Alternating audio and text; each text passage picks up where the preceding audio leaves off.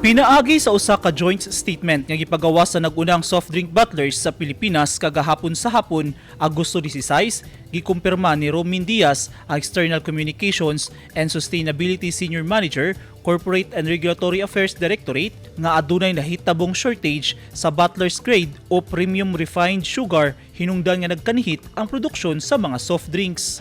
Ang premium refined sugar usa sa nag-unang sagol sa kadaghanan sa ilang mga produkto. Gipasalig sa Coca-Cola Beverages Philippines Incorporated, Pepsi Cola Products Philippines Incorporated ug ARC Refreshments Corporation ngadto sa publiko nga padayon ang ilang pakig-alayon sa ubang stakeholders sa industriya ug sa gobyerno aron mahatagan og solusyon ang problema. Nangayo og pagsabot sa publiko ang soft drinks companies. Nagpasalamat sab kini sa mga konsumidor sa kanunay ug padayong suporta sa ilang mga produkto.